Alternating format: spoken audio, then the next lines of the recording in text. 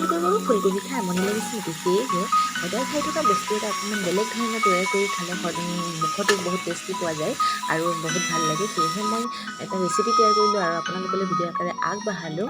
মছলাখিনি পিচি ল'লোঁ, তাৰপিছত ফুলকবিখিনি ডাঙৰ ডাঙৰকৈ কাটি লৈ গাজৰ, বিলাহী আৰু কেপচিকাম আৰু আলু এটুকুৰামান কাটি ল'লোঁ।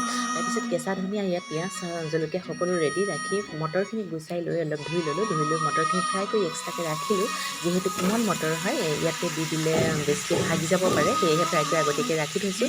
দি পেলাই সকলোখিনি মই বস্তু ইয়াতে ভাজি ল'ম পূৰা ৰঙাকৈ ফ্ৰাই কৰি। সোৱাদ অনুসৰি নিমখ দিলোঁ, প্ৰয়োজন অনুসৰি হালধি দি পূৰা ভালকৈ চব্জিখিনি ভাজি ল'ম। ভাজি লৈ পেলাই এইখিনি মই কুকাৰত দিম। দি পেলাই ৰঙাকৈ ফ্ৰাই হোৱাৰ পিছত ইয়াত কুকাৰত দিছোঁ। যিহেতু গেছতে এনেই বেছিকৈ খৰচ হোৱাত কুকাৰত দিলে সোনকালে হ'ব। কেইটামান পকৰি ভাজি ল'লোঁ। সেইখিনি ঠাণ্ডা হৈ মানে মই এটা হোম ৰেমেডি স্কিনকেয়াৰ লৈ আহিলোঁ। এটা কমলা ধুই ল'লোঁ ভালকৈ, কমলাখিনি চব বাকলিখিনি ইয়াত মিক্সাৰত মাৰি লৈছোঁ। অকণমান পানী দি দিলে সোনকালে মিহি হ'ব। সেয়েহে মই সেইখিনি তৈয়াৰ কৰি লৈ মিহি কৰি লৈ পেলাই 1 চামুচ জোখত ইয়াত মিহি হৈ গ'ল দেখিছেনে? 1 চামুচ জোখত ইয়াতে মই বেচন এড কৰিম।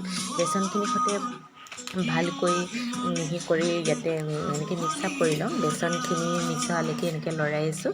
লৰাৰ পিছত ইয়াতে মই অলপ চেনি এড কৰিম অকণমান, যিহেতু চেনিয়ে স্কাৰ্বিঙৰ কাম কৰে আৰু বেচনে স্কিনৰ ব্ৰাইটনেছ আনে আৰু কমলা বাকলিয়ে আপোনালোকৰ গালত বা আমাৰ গালত যদি কিবা দাগ থাকে সকলো ৰিমুভ কৰাত সহায় কৰে। সেয়েহে এইটো মই হোম ৰেমেডি আপোনালোকৰ লগতে লৈ আহিছোঁ। যিহেতু কুকাৰটো ঠাণ্ডা হ'বলৈ অলপ সময় বাকী আছে, সেয়েহে এইটো স্কিনৰ ওপৰত হোম ৰেমেডি লৈ আহিছোঁ, মই ব্যৱহাৰ কৰিছোঁ। সেয়েহে আপোনালোকলৈ আগবঢ়ালোঁ অলপ উপকৃত হ'ব বুলি। Hello' guys, welcome back to my YouTube channel and my Facebook page. আশা কৰোঁ সকলো ভালে আছে, কুশলে আছে। মই মুন্নি আপোনালোকলৈ লৈ আহিছোঁ এইটো নতুন ভিডিঅ'। আশা কৰোঁ ভিডিঅ'টো চাই ভাল পাব। এইখিনি হৈ গ'ল মোৰ চব্জিখিনি তৈয়াৰ হোৱাৰ পিছতে মই যিখিনি মই ঢাকি ৰাখিছিলোঁ স্কিনৰ বাবে তৈয়াৰ কৰি, সেইখিনি মই এতিয়া গালত লগাইছোঁ। এনেকৈ মাছাজ কৰাৰ ধৰণে লগাব লাগিব। এইখিনি বহুত উপকৃত পৰা যায়। এনেকৈ হোম ৰেমেডিবোৰ ব্যৱহাৰ কৰি থাকিলে স্কিনখন বহুতে উপকৃত হ'ব পাৰে। এয়া শুকুৱাবলৈ দিলোঁ, লগাই হৈ গ'ল। অলপ টানি টানি ধৰালৈকে ৰ'ব লাগিব। তাৰপিছত মই 15 মিনিটমান ৰখাৰ পিছত যে শুকাই গ'ল, ধুই মেলি আহি ৰ'দত বহিলোঁ।